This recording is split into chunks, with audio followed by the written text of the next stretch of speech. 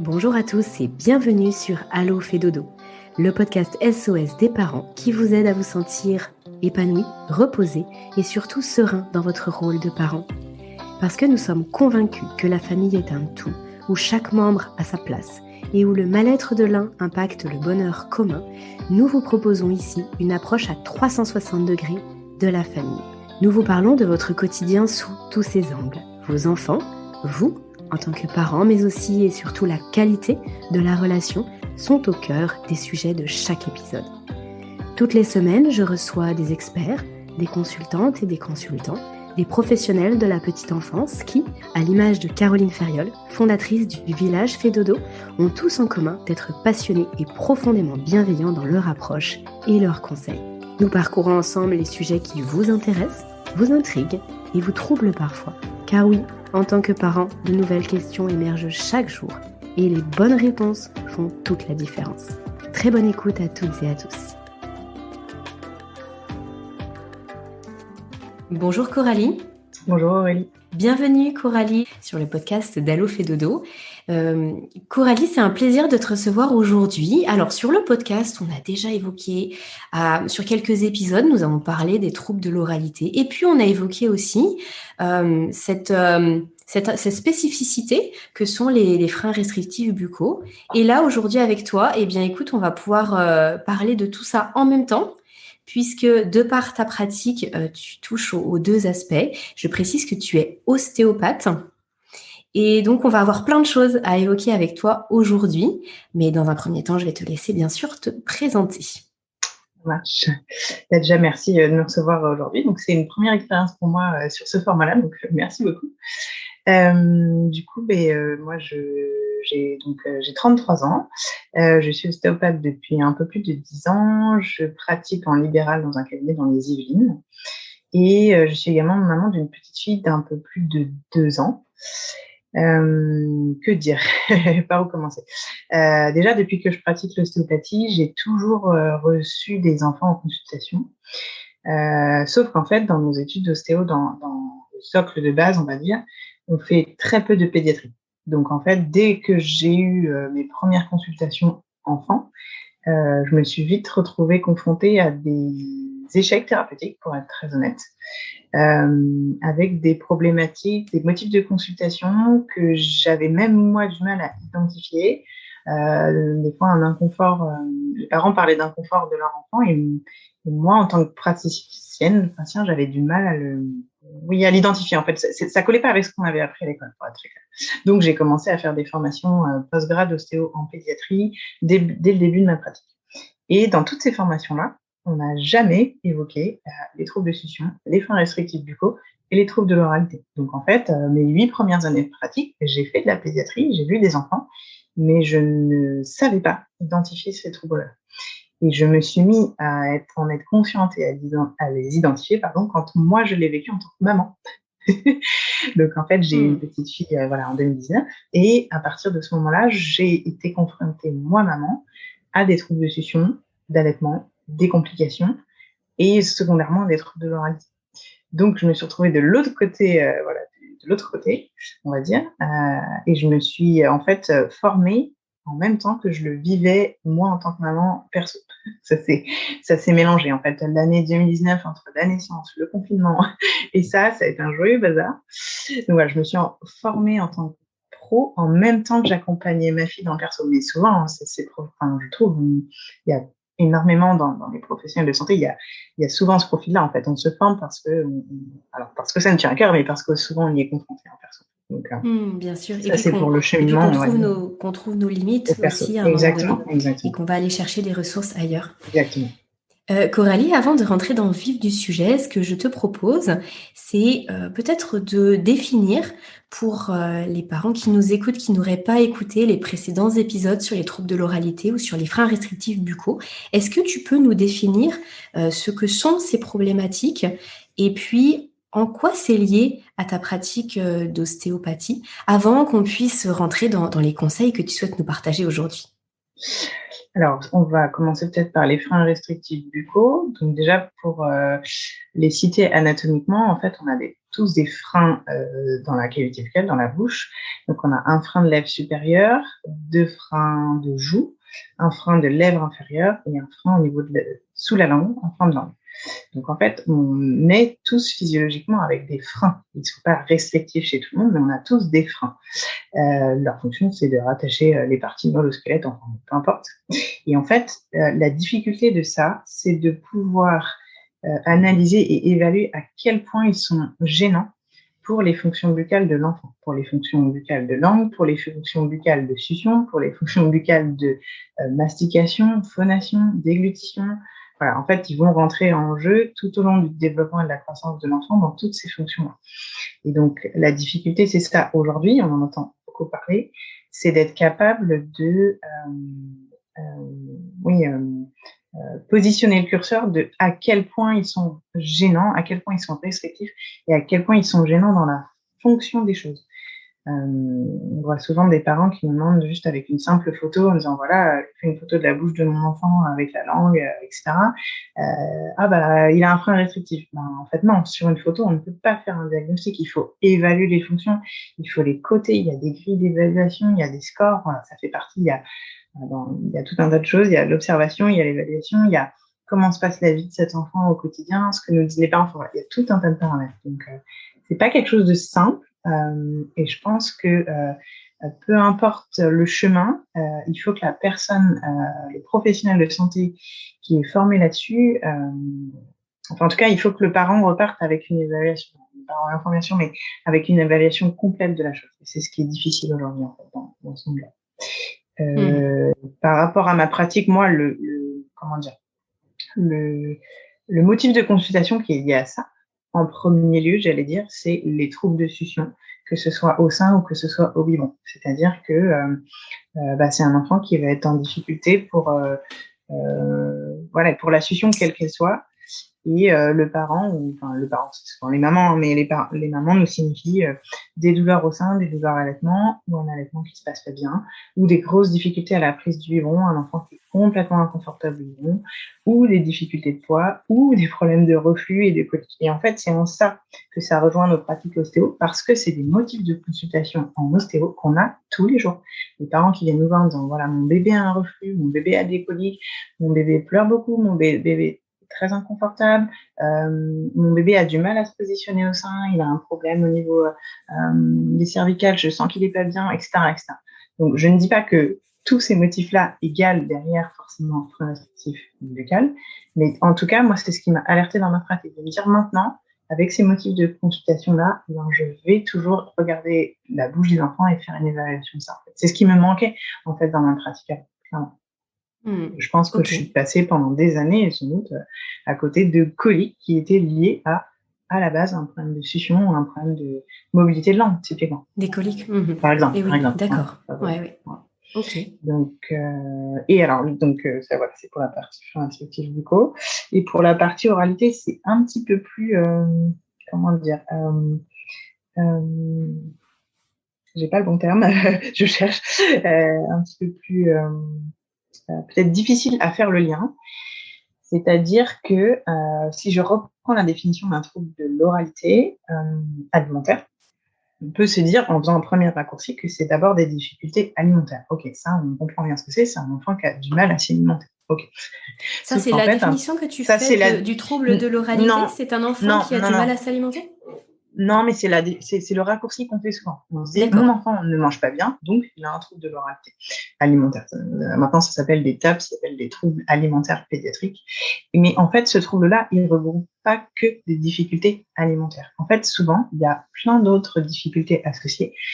J'ai ma petite liste devant pour ne pas les oublier, mais en gros, il y a des difficultés ou des problématiques sensorielles, c'est-à-dire que souvent, c'est des enfants qui, au-delà du trouble alimentaire, ont aussi des troubles sensoriels au sens large, c'est-à-dire qu'ils ont, par exemple, on prend un aliment, exemple, j'ai du mal à gérer l'aliment pomme, et j'aurais aussi peut-être du mal à le voir posé à la vue de la pomme, juste à la vue devant moi, je vais être paniquée. À l'odeur de la pomme, je ne vais pas le supporter.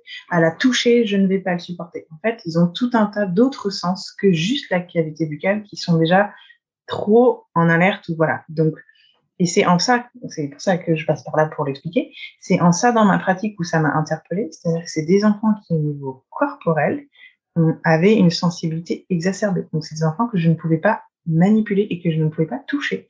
Et pour autant, les parents venaient avec la problématique de mon enfant est inconfortable, a un blocage pour s'alimenter, je l'amène chez l'ostéopathe pour voir s'il n'y a pas des tensions ou des blocages qu'on pourrait lever.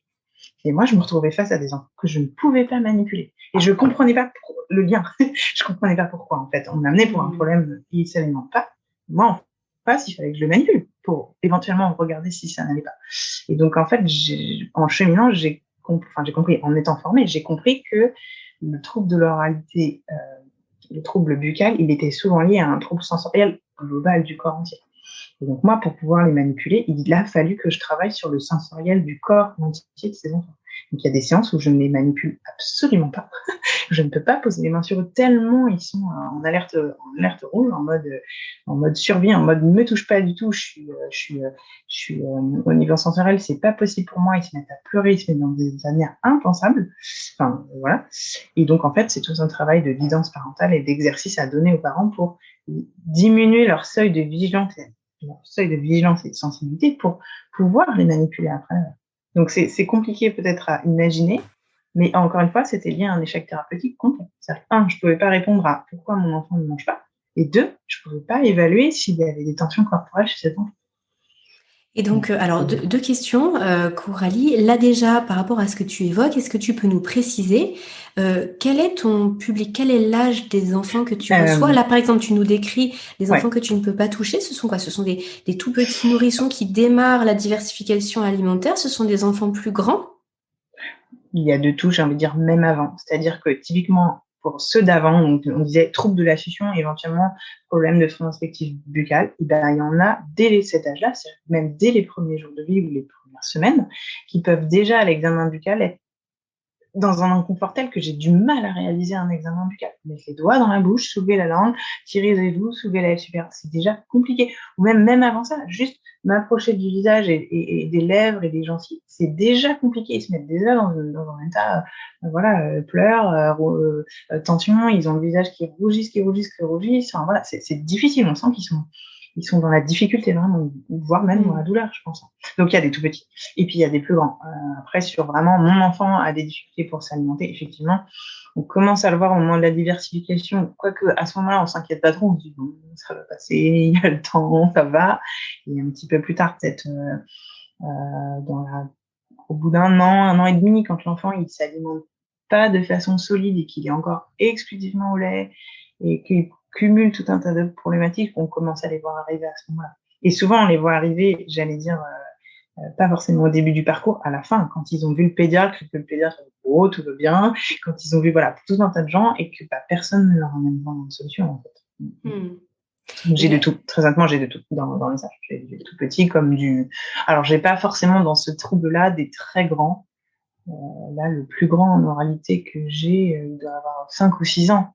Ouais, d'accord, oui, mais ça fait, oui, c'est quand même déjà grand pour c'est quand même déjà grand qui rencontre ce trouble-là tous les jours, voire plusieurs fois par jour, et pour tout finalement par rapport à ce que tu évoques. Bien sûr. Suite 5-6 ans, typiquement, il est déjà suivi. En fait, il est pas là, je découvre pas le truc, c'est pas moi qui suis en première ligne dessus. Donc il a déjà un parcours orthophoniste, ergothérapeute, psychomote, kiné éventuellement, et puis moi aussi peut-être en fait. Donc mais les tout petits, ouais. C'est pour ça aussi que j'essaye, et par ce biais, de faire énormément de sensibilisation auprès des ostéos en général, mais auprès de tous les gens qui travaillent auprès des enfants.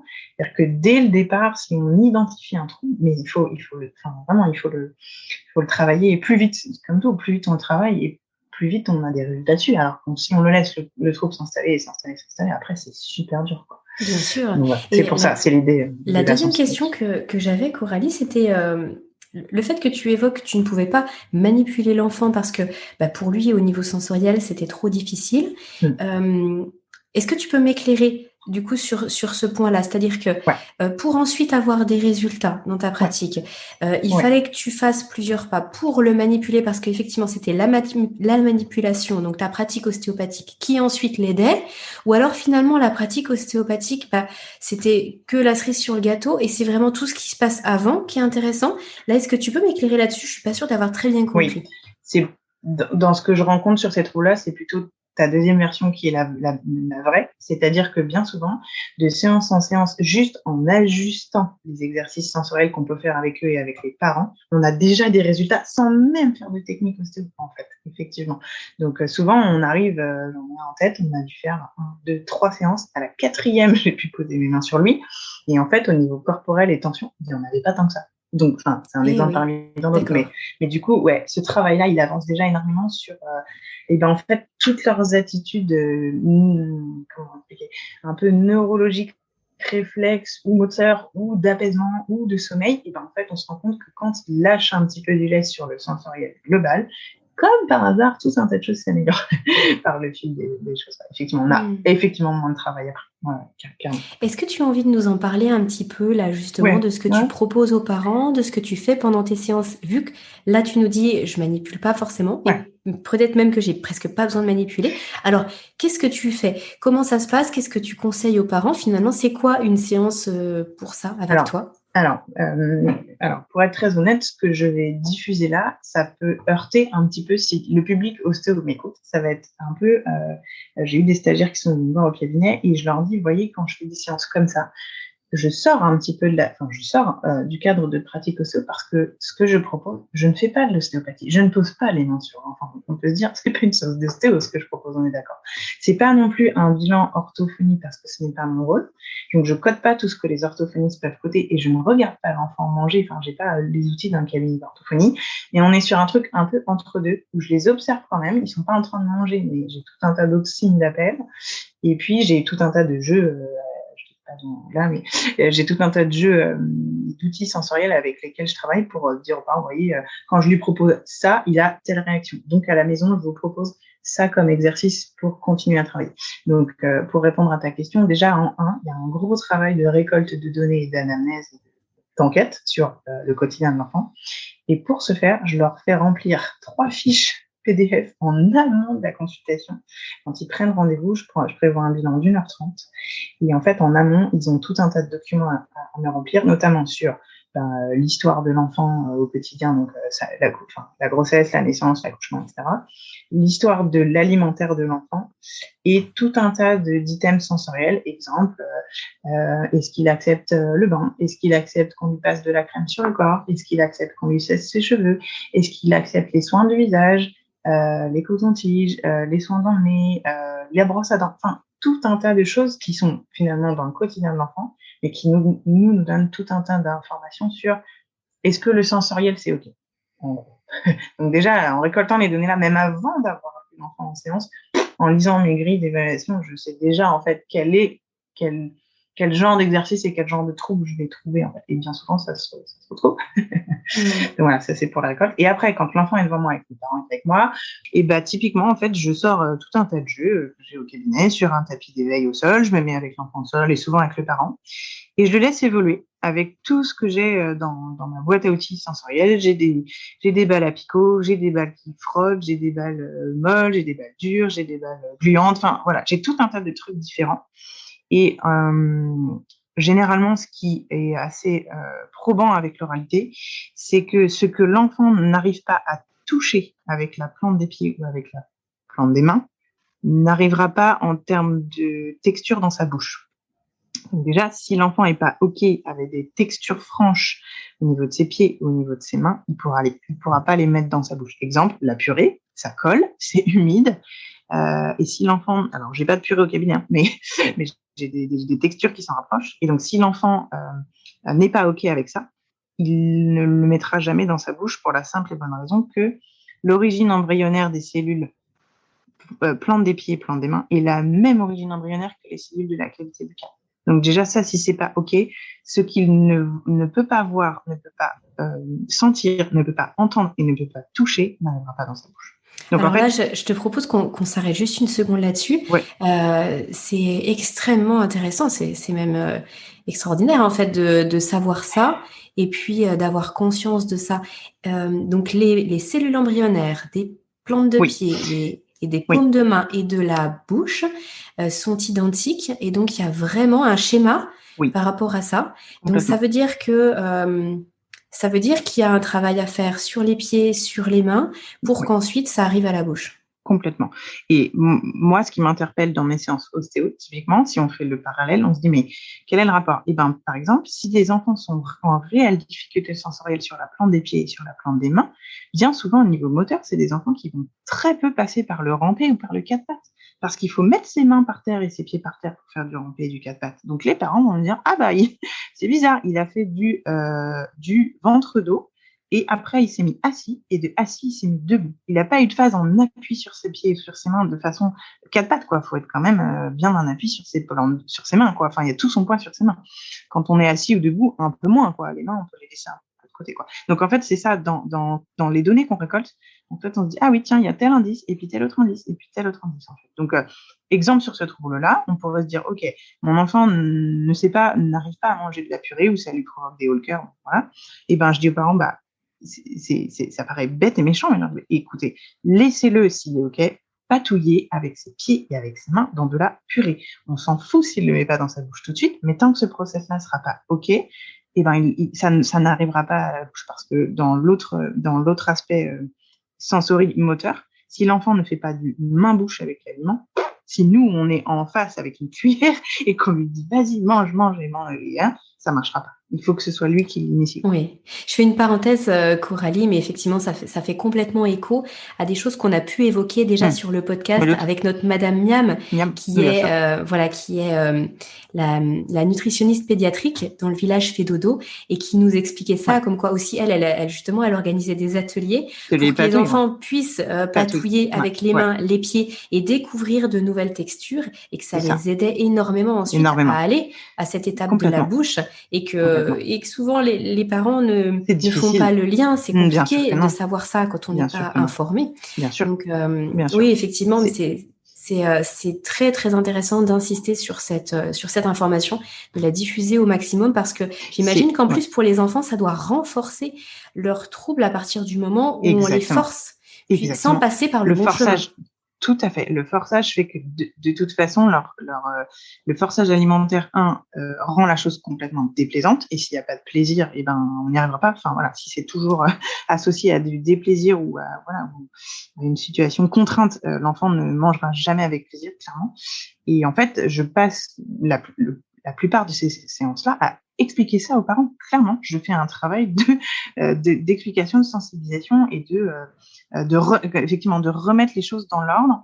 Et puis, on est aussi dans des sociétés où, en fait, pour beaucoup de parents, et j'en ai conscience, c'est difficile de laisser l'enfant patouiller, parce qu'il y en a partout, parce que c'est du boulot, parce qu'il faut nettoyer, parce qu'il y a une forme de gâchis alimentaire pour certains. Enfin voilà, il y a tout un tas d'autres paramètres qui font qu'il y a certaines familles qui sont pas OK avec ça, et pour qui c'est difficile de lâcher prise sur OK, mon enfant en met partout, il va pas forcément le manger tout de suite, mais je leur dis, ça va finir par arriver. Il faut être patient, c'est difficile, mais il faut vraiment lâcher prise là-dessus et se dire OK, après ça va fonctionner, en fait. Et la plupart du temps, ça fonctionne, très honnêtement.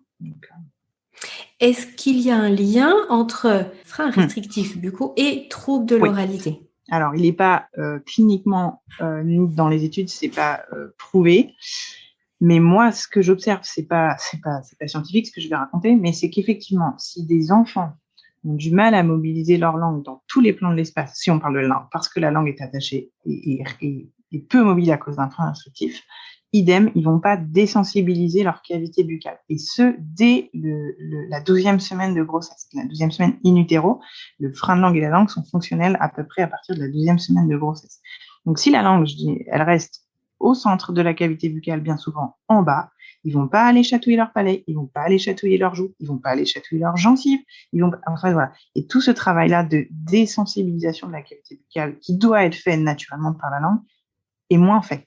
Donc, et c'est cette désensibilisation-là qui permet ensuite de pouvoir manger, de tout, de toutes les textures. Entre autres. Ah, d'accord. Entre autres. C'est-à-dire qu'il faut que, au niveau sensorimoteur, et c'est l'association des deux, du juste milieu entre on va dire un environnement sensoriel qui soit OK, pas trop, mais pas trop peu. C'est-à-dire, il y a des enfants, par exemple, qui, pour pouvoir gérer la nourriture dans leur bouche, vont remplir leur bouche, vont mettre énormément de nourriture à l'intérieur, ils vont avoir des joues de hamster, et les parents se disent, mais je comprends pas. Il est en difficulté alimentaire, et il met une tonne de nourriture dans sa bouche, il sait pas quoi en faire après. Et ben en fait, je leur dis, bah ouais, il met une tonne de nourriture dans sa bouche parce qu'il a peu de feedback sensoriel. Il a besoin de remplir tous ses capteurs de la bouche pour comprendre que sa bouche est remplie de quelque chose.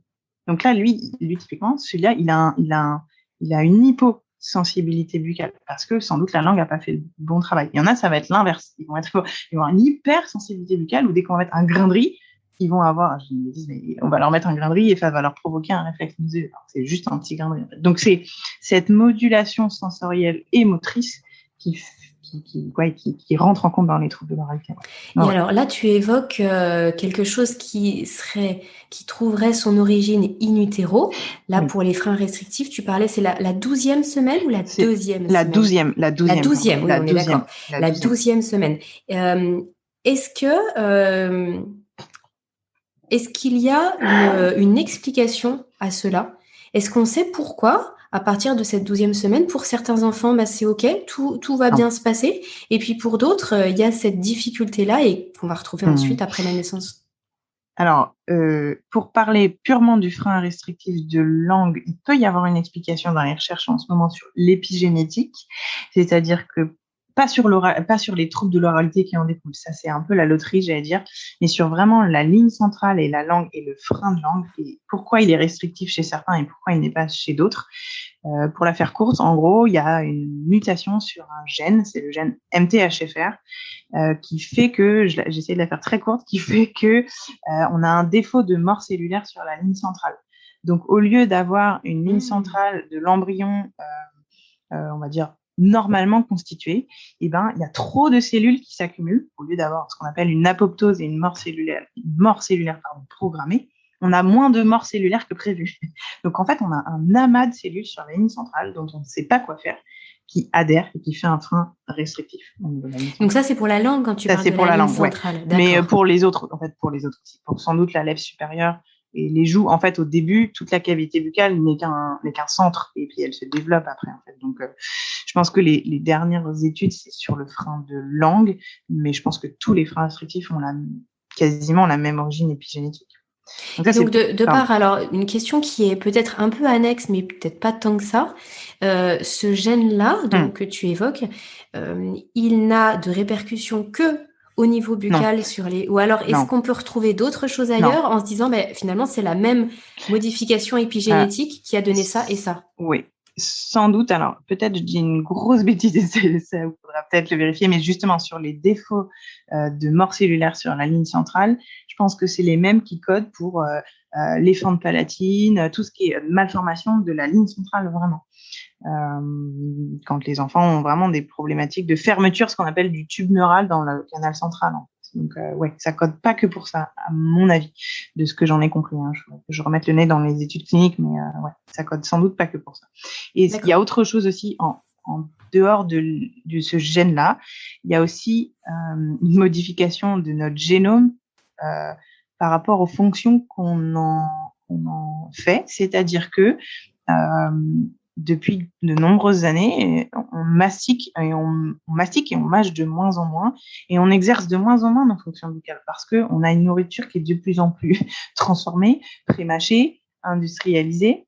Et donc, en fait, entre l'homme préhistorique qui mangeait froid, pas cuit, de la viande ultra dure ou de la viande crue qu'il fallait mastiquer comme un dingue, des trucs très durs, des fruits à coque qui n'étaient pas du tout transformés, lui, il engageait vachement ses fonctions buccales. Il engageait tout le massif facial, les dents, la langue, la musculature. Et plus on avance dans l'espèce humaine, moins on utilise ces fonctions-là. Donc, pourquoi est-ce que la langue, elle aurait besoin d'être musclée, tonique, dès le début, dès la naissance, en fait? En fait, on en a de moins en moins besoin, en fait. Oui. J'ai en tête là une étude que j'ai lue récemment dans un tout autre domaine, mais qui corrobore exactement ce que tu dis, que les peuples de chasseurs-cueilleurs qui existent encore aujourd'hui, il y a encore quelques tribus, quelques peuplades en Afrique ou en Amérique du Sud qui vivent un petit peu comme on imagine ce qui était le cas il y a plusieurs centaines, milliers d'années en arrière, et qui passent je ne sais plus combien d'heures, je crois que c'était 5 ou 6 heures, si je ne me trompe pas, de mémoire, à mastiquer des racines et à mastiquer ce qu'ils trouvaient. Donc effectivement, ça peut être des racines, mais ça peut être finalement tout ce qui constitue leur alimentation. Et donc voilà, c'est même encore aujourd'hui, du coup, j'imagine qu'on pourrait, si on l'étudiait, je pense pas que ça a été fait, mais qu'on pourrait voir une vraie différence au niveau des enfants, au niveau de leur bouche et de la... Je pense. La tonicité des choses. Et peut-être aussi du sensoriel, parce que du coup, c'est alors, pas des tout petits nourrissons, mais après, on peut se dire que c'est des enfants qui, pour leur survie, ont besoin d'avoir un bagage important. Nous, à la limite, parce qu'on est dans des civilisations modernes, on n'est plus dans la survie, en fait. On a accès à tout le temps. On peut manger H24 et dans des textures complètement prémâchées, des smoothies, des smoothies, des compotes, enfin voilà ce que je veux dire. Donc entre les outils qu'on nous donne et la nourriture qu'on nous vend, entre guillemets, et ça nous arrange pas cette histoire de fonction locale, clairement. Est-ce qu'on peut revenir, Coralie, sur ce que tu nous expliquais juste avant que je t'interrompe, quand tu parlais justement de cette désensibilisation et du travail que toi, tu proposais aux parents, alors que tu faisais dans ton cabinet et que tu proposais aux parents, j'imagine chez eux le plus régulièrement possible, au niveau des mains, au niveau des pieds. Alors, tu as évoqué la balle à picot. Ça m'intéresse beaucoup. C'est quelque chose dont on avait parlé avec Pierre Dufraisse sur un épisode précédent, où justement, il disait que c'était pour lui, il avait un petit filleul, il a eu un petit filleul très récemment, donc Pierre Dufraisse, c'est un naturopathe, et il disait qu'en fait, ce qu'il lui avait acheté en cadeau de naissance, c'était une balle à picot. Et donc, on avait parlé dessus, donc là, tu évoques ça à nouveau. J'aimerais bien que tu nous en dises plus, comment ça désensibilise et comment tu fais avancer l'enfant avec ses parents là-dessus. Typiquement, si on prend cet outil-là, déjà, j'en ai de différentes tailles et de différentes couleurs. Donc, bien avant de le proposer à l'enfant dans le toucher, je lui montre visuellement. Genre, je le mets devant lui. Et est-ce qu'il est OK avec ça? Il y a des enfants qui, juste à la vue de la balle picot, vont se mettre à paniquer. Enfin, c'est quelque chose de... Voilà, c'est franc comme texture. C'est des picots assez costauds. C'est pas des trucs tout doux. C'est des trucs un peu... Voilà, des picots, quoi. Donc déjà, s'il est OK avec la vue, je continue le chemin. Et bien souvent, je le montre d'abord sur moi ou d'abord sur le parent. C'est-à-dire que j'appuie tout doucement avec la balle sur ou la plante du pied du parent ou la main, parce que j'essaye de faire pied-main en général, pour voir si c'est OK et si l'enfant, il y a une réaction ou pas corporelle. Et puis après, je m'en approche tout doucement. Il y a des fois où juste je m'en approche tout doucement avec la balle picot, j'ai déjà un recul en fait. J'ai déjà dans le pied, par exemple, c'est ce qu'on appelle un réflexe d'agrippement du pied et des orteils, c'est-à-dire des pieds très toniques, très tendus, qui se resserrent complètement, au lieu d'avoir une plante du pied qui se laisse complètement aller, en fait. Donc voilà, typiquement sur ce genre d'outil. Et puis si ça va, je commence tout doucement à faire rouler ma petite balle sur la plante du pied, je chatouille, je fais des gazou, c'est rigolo, je fais pas quelque chose, j'essaie d'y aller tranquille, voilà. Et puis si c'est OK, je continue, j'essaie d'aller sur les mains, la plante des mains. Et puis, je dis aux parents, voilà, cette texture-là, ça a l'air d'être OK. Achetez-en une à la maison et continuez ça. Il n'y a pas forcément besoin d'aller sur tout le corps entier, de faire une balle picot sur tout le corps, mais déjà, si les mains et les pieds, c'est OK. De dire que du coup, c'est pas forcément l'idée d'aller mettre une balle picot dans la bouche, mais c'est de te dire que déjà, une texture franche, c'est ce qu'on appelle une texture franche, au niveau de la plante des pieds et de la plante des mains, elle est acceptée. Donc, il est fort possible qu'au niveau de la cavité buccale, elle le soit aussi, par exemple. OK. Donc ça, finalement, ce sont des choses qu'on peut faire en tant que parents, nous, dans le quotidien, d'encourager nos enfants à jouer avec ça. Ouais. Plus ils auront, en fait, effectivement, ce que je dis aux parents, c'est que dans le parc de jeux, sur le tapis d'éveil, en fait, plus on a de forme, texture, odeur, saveur, saveur, j'exagère, mais c'est ça. C'est-à-dire que plus on va diversifier les jeux, mieux ce sera. Si c'est un enfant, je dis une bêtise, qui a, je sais pas, autour de lui, dans ses jeux du quotidien, que des doudous, que des peluches, des trucs mous, à poil, OK, mais ça va, voilà, il aura voilà, il saura ce que c'est, un truc un peu doux, un peu chaud, un peu mou, mais peut-être que dès qu'on va lui présenter une texture franche, ça va être panique à bord, quoi. Donc, c'est plus ils vont diversifier les sollicitations dans l'environnement, et mieux ce sera. Mmh. Est-ce que tu as autre chose à conseiller là, en dehors de la balle à picot? Alors après, c'est un protocole bien particulier, mais les parents qui nous écoutent peuvent quand même aller le regarder. Il est en accès libre sur Internet. Il y a un protocole de désensibilisation à la brosse chirurgicale. Donc la brosse chirurgicale, c'est une petite brosse à petits picots, poils soft, dont se servent les chirurgiens pour se frotter les mains avant les opérations. Donc ça a ce rôle-là. Et on peut s'en procurer de façon assez libre, en vente libre. Et il y a un protocole qui s'appelle le protocole de Wilbarger, je sais pas comment ça se prononce, qui a été à la base établi pour les enfants TSA, pour les enfants avec un trouble de l'autisme. Et donc en fait, je fais encore le parallèle, mais bien souvent les enfants qui ont un trouble autistique ont, pas tous, mais la plupart, un trouble de l'oralité parce qu'ils ont des difficultés sensorielles importantes. Donc, c'est un protocole qui est à la base fait pour traiter cette partie-là, mais qui est en fait applicable à tous les enfants qui peuvent rencontrer des troubles sensoriels mains-pieds. Donc, c'est pareil, c'est un truc qui vient désensibiliser la plante des mains et la plante des pieds. Et bien souvent, quand on demande aux parents de le répéter à la maison, ce protocole-là, on vient brosser plusieurs fois par jour la plante des mains, la plante des pieds, et on accède beaucoup mieux à la bouche en fait. Ça ouvre les portes de l'oralité. Ça paraît fou parce qu'ils sont là en train de me regarder avec des gros yeux là. Vous êtes en train de me dire qu'en brossant la plante des pieds et les mains de mon enfant, il va mieux manger. Oui, ben, j'en ai, ouais. Faites-le régulièrement et on voit et on en parle et la plupart ça débloque énormément de choses. Et du coup, j'imagine que laisser son enfant marcher pieds nus dans les graviers, marcher pieds nus dans le jardin, bien sûr. À partir du moment où on sait que c'est sécuritaire, ça va l'aider aussi. Carrément. Et donc, c'est super que tu me le demandes. C'est-à-dire que dans mon questionnaire là, de 3 pages que je demande aux parents de remplir, dans les habitudes du quotidien, il y a ça à un moment donné comme question. C'est-à-dire, je demande, est-ce que votre enfant marche pieds nus? Oui, non. Et si votre enfant marche pieds nus, est-ce qu'il est OK en étant pieds nus dans n'importe quelle texture? Et bien souvent, j'ai des parents qui me disent, oh là là, mais quand j'ai répondu à cette question-là, bah oui, je me suis bien rendu compte que quand on va dans le jardin l'été, on le met pieds nus dans l'herbe, mais en fait, il est dans nos bras et hop, il soulève les pieds, il se rétracte complètement du sol, c'est-à-dire qu'il soulève ses pieds pour surtout pas poser ses pieds dans l'herbe, quoi. Ah oui, d'accord, ok. Donc il y a plein d'indices comme ça dans le quotidien qui sont importants. Et effectivement, idem, plus on va multiplier les expériences sensorielles, pieds, mains, mieux ce sera, c'est clair. Et au niveau des pieds, du coup, on peut se dire c'est assez facile. Du coup, on peut essayer de le laisser jouer pieds nus. On peut essayer de le laisser jouer avec cette balle. Au niveau des mains, est-ce que parce que alors jouer avec la balle, mais bon, l'enfant il peut très bien prendre la balle, la lancer et puis c'est fini pour lui. Comment est-ce qu'on peut l'aider? Alors après, on peut dire aux parents que alors toujours pareil, c'est l'histoire de la patouille, mais c'est pas forcément de la patouille alimentaire. C'est-à-dire qu'on peut dire aux parents, il faut multiplier les jeux de patouille en dehors des phases de repas. Exemple, je sais pas, je prépare du riz, mais je prépare du riz avec des colorants alimentaires. Un pot bleu, un pot rouge, un pot vert. Et si l'enfant est assez grand, après c'est des plus grands, on lui fait faire du transvasement. Et du coup, c'est du riz coloré qui n'a pas pour vocation d'être mangé. On est d'accord. On est sur un temps de jeu en dehors du repas.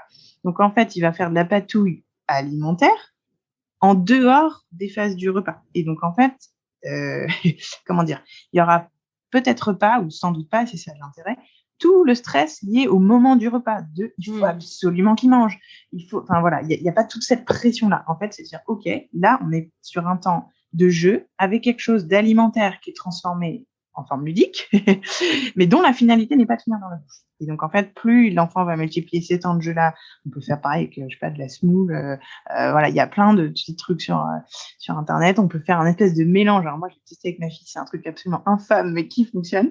Avec de l'eau et de la maïzena, ça fait un espèce de truc collant, mais en même temps, quand on passe le doigt dedans, qui se déforme, c'est très bizarre. On peut mettre plein de colorants et faire plein de trucs dedans. On peut faire de la pâte à sel, on peut faire plein de choses, en fait, mais qui n'ont pas pour vocation de finir dans la bouche. Et si jamais, pendant le temps de jeu, l'enfant fait du main-bouche et porte ce truc-là à sa bouche, et ben c'est sécure, puisque c'est un aliment qu'on mange, en fait. C'est pas un truc chimique de je sais pas quoi, du slime, enfin voilà, ce que je veux dire.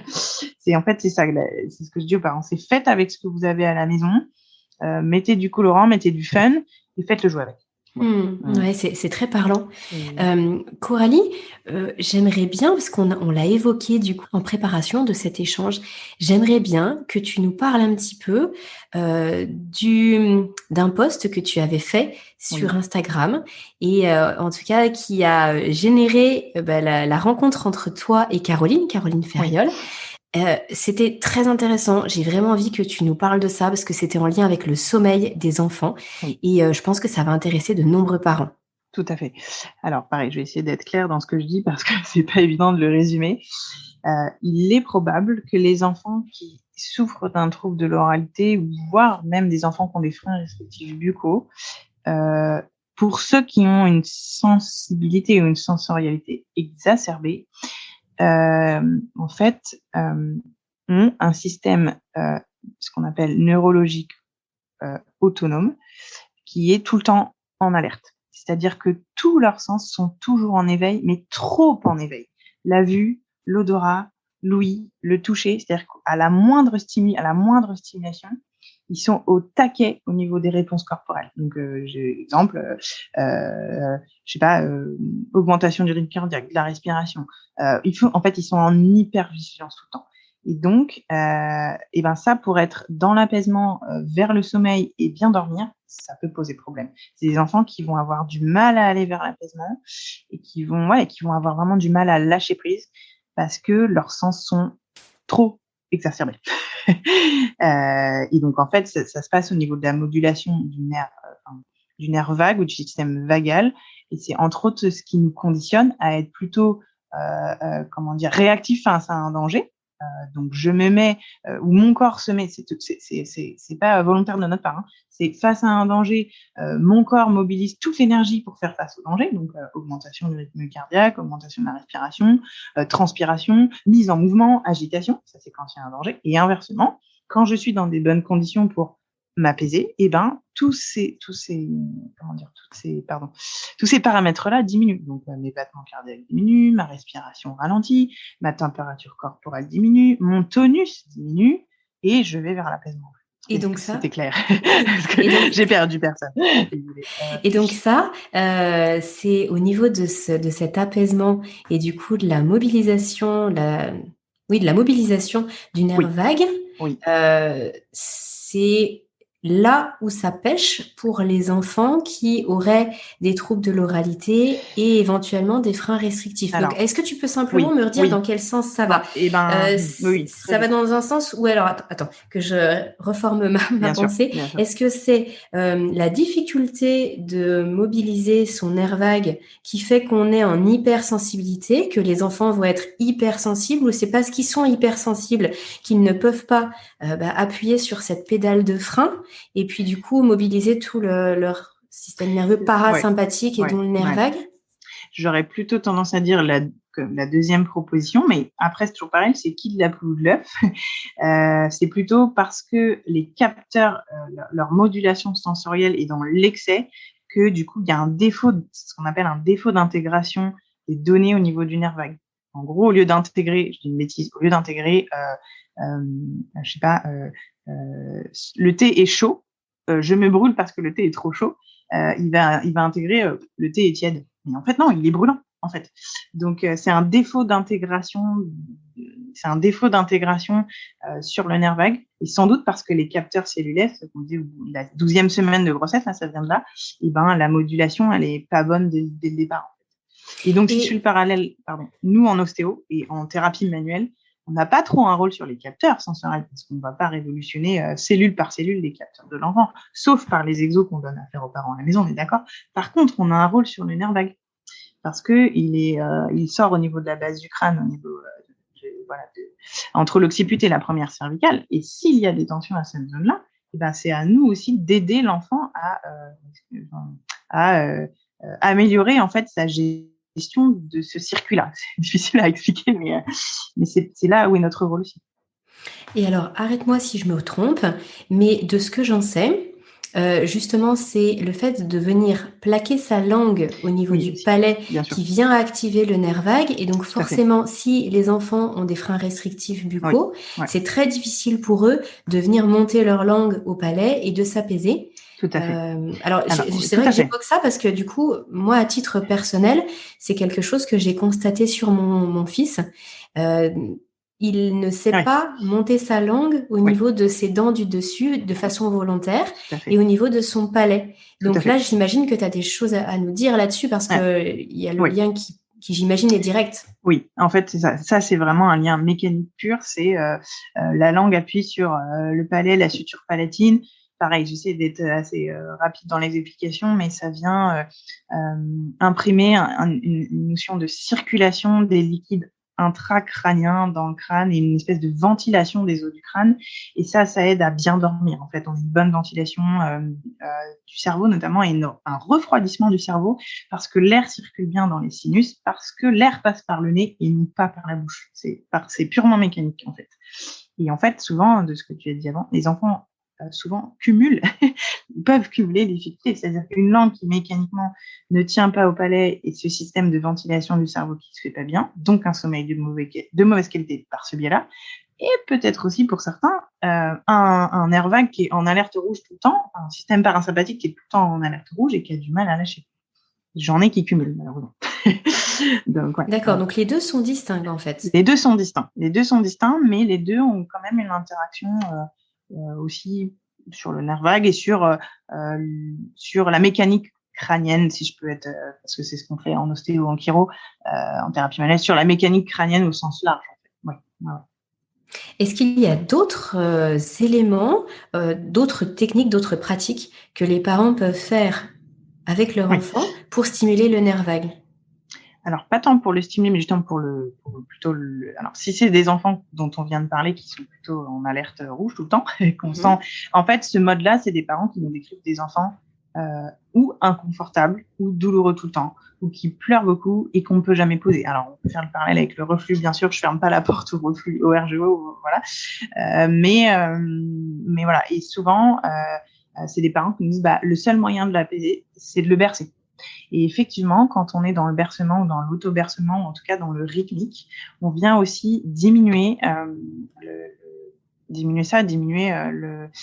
l'alerte rouge du nerf vague, tout simplement. Donc, on peut aussi proposer aux parents, dans la journée, pas forcément sur des phases d'endormissement de leur enfant, mais dans la journée, sur des moments de jeu, des moments aussi sympas, plaisir, de faire des auto-bercements avec leurs enfants. Donc, voilà, c'est des choses qu'on montre en séance, mais les bercer sur le ventre en rythmique, les bercer sur le dos en rythmique, les bercer par les genoux, enfin voilà, c'est des routines d'auto-bercement, vraiment. En dehors je le porte à bras et je le berce contre moi, c'est ça que je veux dire. Est-ce que tu veux nous parler justement un petit peu du RGO en quelques mots? Alors, un lien avec tout ce que tu nous as dit jusqu'à maintenant? Ouais, c'est vaste à nouveau, mais pareil, il est possible, je ne l'affirme pas avec certitude, mais il est possible que si on a des difficultés à mobiliser sa langue et que pendant la tétée, que ce soit au sein ou au biberon, on avale énormément d'air parce qu'on ne ventouse pas bien, et plus on va avaler de l'air, plus potentiellement on peut accentuer des problématiques de RGO, clairement. Donc ça, rapport à la fonction de langue, ça peut être aussi une porte d'entrée importante. Et par rapport à l'oralité, si on se dit qu'un enfant est tout le temps douloureux, a une œsophagite, a une acidité chronique, a une douleur chronique, il va forcément associer la prise alimentaire à du déplaisir. Et il va peut-être petit à petit fermer la porte de l'oralité parce que le repas est un moment déplaisant ou donne des douleurs a posteriori. Voilà. Donc pareil, je peux pas certifier que frein de langue restrictif égale RGO ou que un RGO va donner un enfant qui va refuser de s'alimenter à force, mais faut quand même y penser quoi. En tout cas, ça interpelle. Bien sûr, non mais c'est très intéressant, Coralie, parce que du coup là tu nous évoques beaucoup de choses et après aussi toi tu fais le bilan par rapport à j'essaie de faire le lien entre tout ça. Et tu fais le lien entre tout ce que tu vois et après ce sont des pistes, tu proposes, tu évoques et après c'est à chaque parent apparent à chaque famille d'avoir son chemin, d'explorer, mais au moins ce sont des choses qui sont entendues une fois et qui peuvent résonner en certaines familles. Et donc c'est en ça que c'est très intéressant. Alors par contre, il y a quand même un point sur lequel j'aimerais bien qu'on revienne. C'est par rapport aux freins restrictifs. Tu nous as dit que on a tous des freins restrictifs dans la bouche. Ça, des freins pas restrictifs. Non, des freins. Voilà, on a tous des freins dans la bouche. Ça devient un problème lorsqu'ils sont restrictifs. Et du coup, on voit apparaître depuis quelques années maintenant une augmentation vraiment significative des frénectomies. Donc, on vient couper le ou les freins qui seraient vraiment gênants, qui seraient trop restrictifs. Moi, j'aimerais bien qu'on en parle parce que justement, alors là, on enregistre cet épisode en février 2022 et il y a tout un communiqué de presse qui est sorti récemment, là en début d'année, et justement qui dit attention, qui alerte sur des frénectomies qui seraient peut-être trop nombreuses et qui seraient pas forcément utiles. Moi, j'aimerais bien que tu nous donnes ton avis là-dessus et que tu nous en parles. Alors, c'est vrai que déjà, on voit sur beaucoup de réseaux et beaucoup de quelque chose comme les freins, c'est la mode et ça revient sur le devant de la scène maintenant. Alors, je pense qu'il y a une histoire de... pour moi, il y a un biais de recrutement et je le constate aussi en consultation. Je pense qu'on voit de plus en plus de freins restrictifs buccaux parce que, vu de ma fenêtre, l'allaitement revient de plus en plus en force. Et c'est pour moi, je dis pas que les enfants biberonnés n'ont pas de freins restrictifs, mais on met plus longtemps à s'en rendre compte. Parce que par ailleurs, une maman qui a des douleurs à la mise au sein, on s'en rend compte tout de suite. En tout cas, la maman, elle sait le dire tout de suite. Donc déjà, pour moi, c'est peut-être ce qui fait qu'on se retrouve confronté à nouveau à la chose, alors que c'est historiquement le cas depuis les rois de France, qui avaient des mères nourricières diverses quand il y avait des problèmes de freins restrictifs notamment chez les rois, et ben ils avaient plusieurs mères nourricières et ça se débrouillait très bien. Donc ça, voilà, c'est pour la partie. Pourquoi est-ce que maintenant on en parle beaucoup ? Et deuxièmement, par rapport aux frénectomies, effectivement, à tout va, et bien souvent c'est par méconnaissance. Alors, je jette la pierre à personne, ni aux parents, ni aux professionnels, parce que moi-même, il y a 2 ans, je l'ignorais totalement.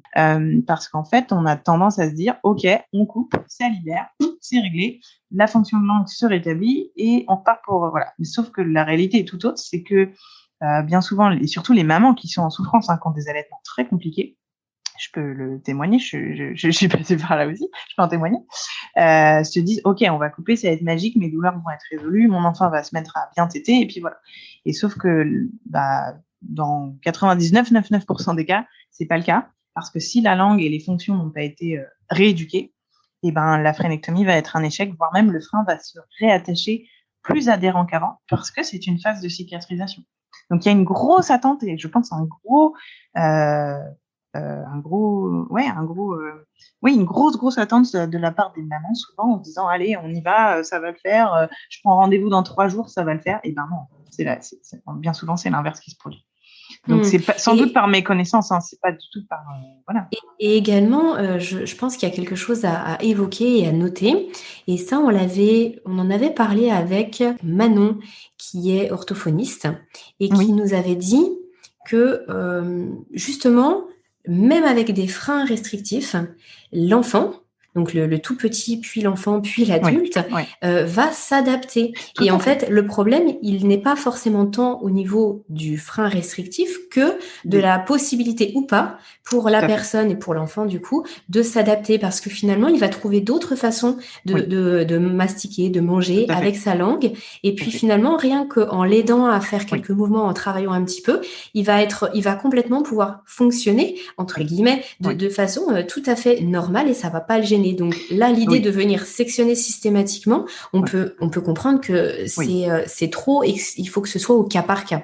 Exactement. Mais moi, sur les accompagnements que je fais, finalement, d'un point de vue complètement objectif, les enfants que j'envoie, enfin c'est pas moi, mais dont l'issue est une frénectomie, on se dit mince, ça veut dire que tous les exercices de rééducation fonctionnelle qu'on peut proposer, que ce soit, je dis pas moi, je dis toute l'équipe pluri qui travaille avec cet enfant, orthophoniste inclus, ergo, psychomote, tout ce qu'on veut, kiné, enfin voilà, tout le parcours, on se dit c'est pas suffisant, et effectivement pour aller plus loin et pour aider cet enfant, il faut aller sectionner. Mais du coup, entre guillemets, on y va en fin de parcours. enfin, ouais, on y va en fin de parcours, quoi. Si on peut, on essaye de faire tout ce qu'il faut en amont pour rétablir, corriger le tir, en fait. Si c'est pas possible, ben, ok, on a fait tout ce qu'il fallait, l'enfant est prêt, est-ce qu'il est bien préparé au niveau de ses fonctions vocales? Bon, bah, ok, on y va, quoi, en fait. Ouais, tout à fait. Ouais.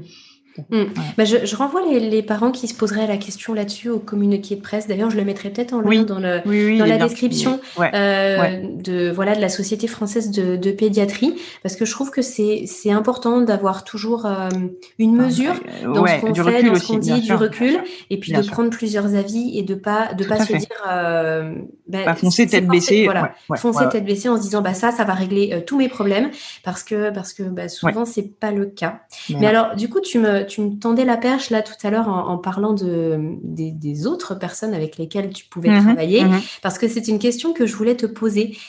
Qui est-ce qui t'envoie des enfants en complément de leur pratique, et vers qui tu peux aussi orienter les familles?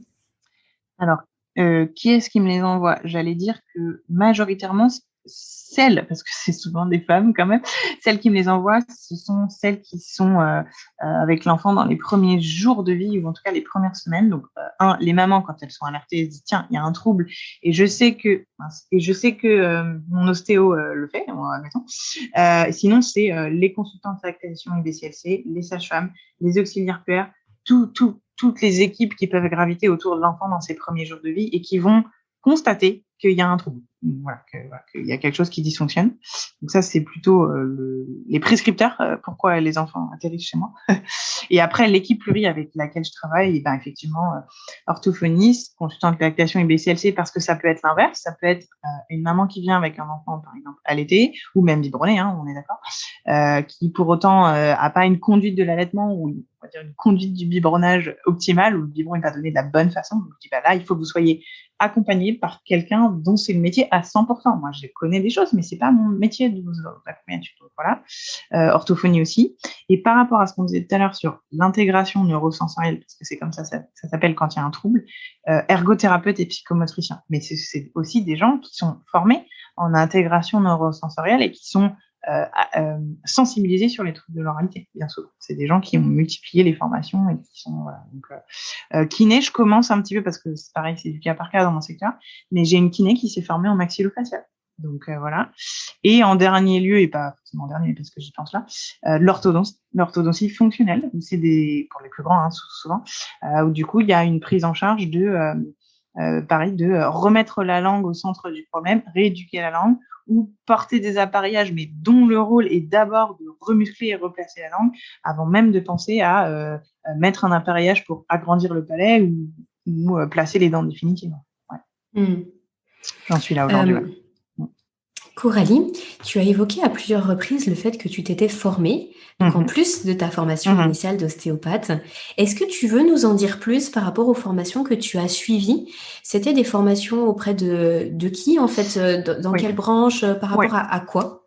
Alors, la formation, on va dire, sur les freins restrictifs buccaux, j'ai fait les 2 niveaux donc ça s'appelle l'Institut au sein en douceur auprès de Caroline Deville, qui est, je pense, actuellement l'une des pionnières, ou en tout cas celle qui parle, il n'y a pas que elle, mais qui parle énormément des freins et qui est énormément sourcée. C'est-à-dire qu'au niveau des études cliniques, elle a fait un travail monstrueux sur toutes les études cliniques qui sont récentes à ce sujet.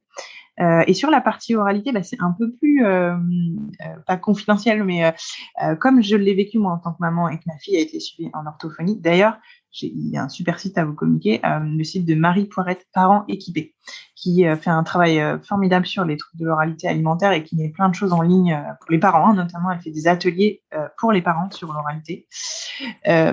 Parenthèse fermée, mais du coup, elle m'a accompagnée, elle a accompagné ma fille dans le trouble de l'oralité. Et je lui ai dit, écoute Marie, moi je me retrouve ostéo et maman, et il faut que je comprenne ce trouble. Et enfin voilà. Et je lui ai dit, est-ce que tu crois que je peux m'incruster à une formation, parce que c'est des formations données par des orthophonistes aux orthophonistes. En ostéo, ça n'existe pas. On ne parle pas de ça. Donc j'ai poussé les portes, j'ai demandé à Marie, est-ce que je peux assister à une formation trouble de l'oralité. Donc il y a eu ça, il n'y a pas que ça, il y a eu aussi une formation par le groupe Miam Miam, Alors, il y a une association d'ailleurs qui est montée par Véronique Leblanc, qui est, elle, psychologue à la base. Alors, elle est peut-être plus en fonction, je crois qu'elle est quasi plus en fonction, à l'hôpital Robert Debré. Si je ne me trompe pas, c'est Robert Debré. Et elle a il y a au sein de Robert Debré, comme souvent Robert Debré et puis Necker, il y a une consultation oralité pour les enfants. Et donc, dans ces consultations-là, il y a une équipe pluripro, orthophoniste, psychologue, kiné bien souvent, ou psychomote ou ergothérapeute. Ostéo, on est un peu hors parcours parce qu'on n'est pas conventionné Sécu. Mais voilà. Et donc, le groupe Miam Miam a sorti une formation pluripro sur les troubles de l'oralité qui est d'une qualité qui est super. Vraiment, qui est une très, très bonne formation. Donc, ok. Voilà. Je te remercie pour ce partage. C'est vrai que je te posais la question parce que non, mais c'est hyper intéressant. Il y a bien sûr beaucoup de parents qui nous écoutent, mais il y a aussi des professionnels qui nous écoutent et qui entendent tous ces partages. Et je me dis que ça peut en intéresser certains. Donc, je te remercie de nous avoir partagé ça. De rien, non, et c'est vraiment des super formations. Et notamment, je reviens sur le groupe Miam Miam. On était, c'était 2020, après le confinement. On était, je sais pas, 30-35. Et on était de toutes professions représentées. Il y avait des sages-femmes, des infirmières, des ostéos, des kinés, enfin voilà. C'était et pas que des orthophonistes. À la limite, il y avait peut-être moins d'orthophonistes que du reste en fait. Donc ça, c'est génial. Ok. Coralie, je te propose qu'on avance tout doucement vers la fin de cet épisode. Nous avons échangé sur énormément de points. Est-ce qu'il y a, toi, quelque chose que tu souhaiterais rajouter ou sur lequel tu souhaiterais revenir ou voilà, un dernier conseil, une dernière remarque que tu souhaiterais partager aux parents qui nous écoutent?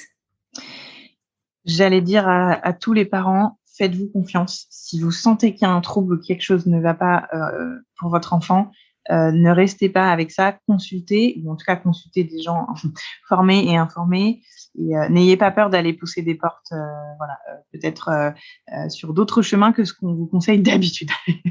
En tout cas. Ok, super mot de la fin. Coralie, avant de te quitter, est-ce que tu peux nous dire où est-ce qu'on te retrouve sur Internet et puis en physique à ton cabinet? Bien sûr. Alors, Internet, c'est le site à mon nom, vous allez comprendre, coraliedornogomez.com. J'ai un compte Instagram au même nom, Coralie Dorno Gomez, et sur Doctolib, en fait, pareil, Coralie Dorno Gomez, donc rien d'original. J'ai pas utilisé de pseudonyme, donc c'est en mon nom propre. Donc, vous trouverez tout ça facilement, normalement. Et donc, le cabinet est dans le 78 à Mort-au-Pas, c'est un tout petit peu en dessous de Versailles, dans les Yvelines. Voilà. D'accord, je mettrai ton lien, des liens là en description du podcast, comme ça les parents n'auront plus qu'à cliquer s'ils veulent voir un petit peu le travail que tu proposes, et puis comme là le post qui a fait que nous sommes en relation aujourd'hui, donc en tout cas ce que tu publies sur Instagram, beaucoup de valeurs, et ça peut déjà être très éclairant pour les parents. Il y a déjà pas mal de données. Tout à fait. Je te remercie infiniment, Coralie, pour le temps que tu nous as accordé. Merci à toute l'équipe aussi. C'est très chouette. Eh ben, on a été ravis de pouvoir prendre ce temps ensemble aujourd'hui. Et merci aux parents qui nous ont écoutés jusqu'ici. Donc, avec grand plaisir. Un long échange. C'est vrai. Je pense qu'ils en auront tiré. Je n'ai perdu personne. Non, je pense qu'ils en auront tiré énormément. Donc, merci Coralie, et puis je te souhaite une bonne continuation. Cet épisode touche à sa fin. Il est l'heure de se quitter, mais pas pour très longtemps. On se donne rendez-vous la semaine prochaine avec de nouveaux invités. Pour retrouver l'ensemble des experts du village Fedodo, c'est sur fedodo.fr que ça se passe. Le lien est dans la description. Vous appréciez le contenu que nous vous proposons sur Allo Fedodo? Alors dites-le nous. Sous forme de commentaires, de partages ou de petites étoiles, vous participez à soutenir le podcast et à le rendre encore plus visible sur l'ensemble des plateformes. Merci et à très bientôt.